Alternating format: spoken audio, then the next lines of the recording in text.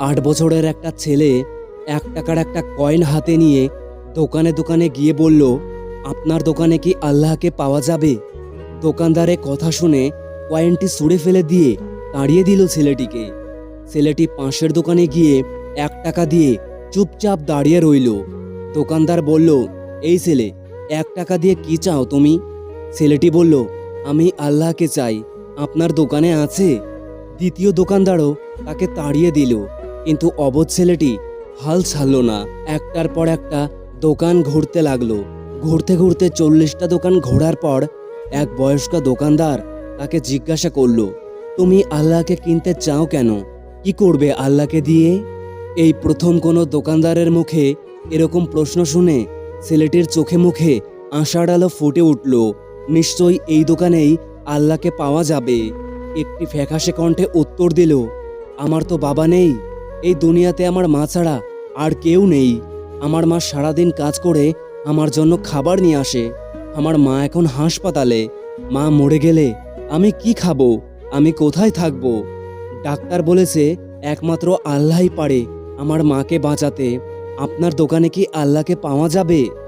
লোকটি বলল, হ্যাঁ, পাওয়া যাবে। কত টাকা আছে তোমার কাছে? ছেলেটি বলল, মাত্র 1 টাকা। তিনি বললেন, সমস্যা নেই, 1 টাকাতেই আল্লাহকে পাওয়া যাবে। দোকানদার বাচ্চাটির কাছ থেকে 1 টাকা নিয়ে খুঁজে দেখল 1 টাকায় 1 গ্লাস পানি ছাড়া বিক্রি করার মতো কিছুই নেই।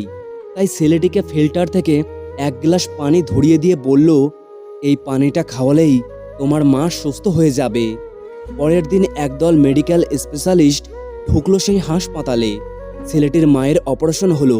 খুব দ্রুতই তিনি সুস্থ হয়ে উঠলেন। ডিসচার্জের কাগজে হাসপাতালের বিল দেখে মহিলার অজ্ঞান হবার মতো অবস্থা।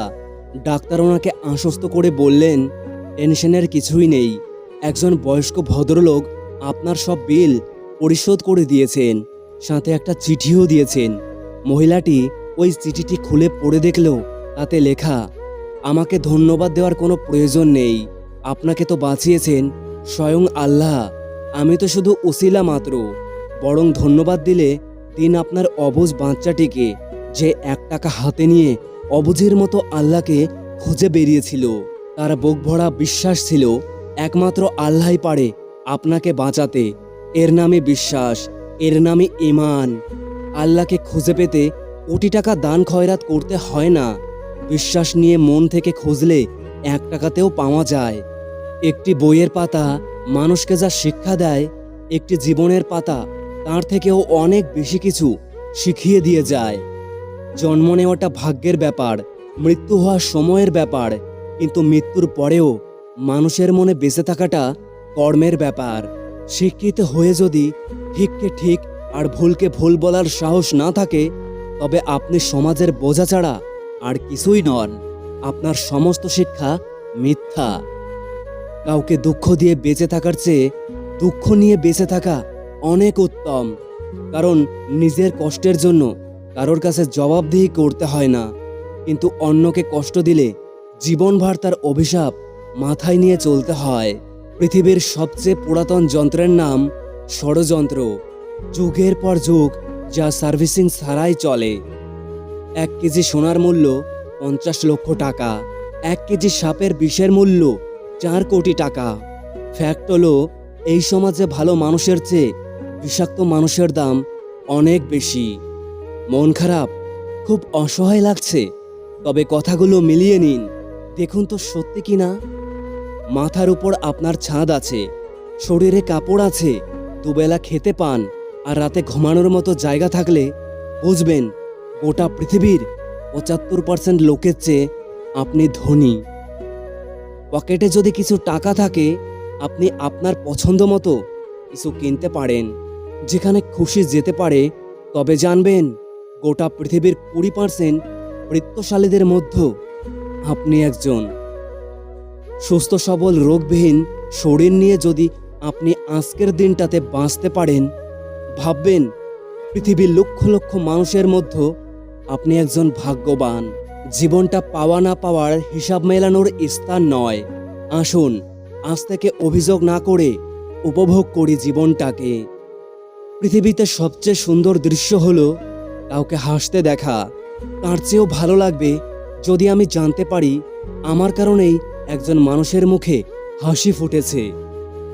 প্রয়োজনের চেয়ে বেশি সঞ্চয় করেছি, তবে টাকা নয়, কিছু বাস্তব অভিজ্ঞতা। 3 জায়গায় কখনোই নরম হবেন না। 1, সত্যি কথা বলতে। 2, মা বাবাকে কেউ গালি দিলে।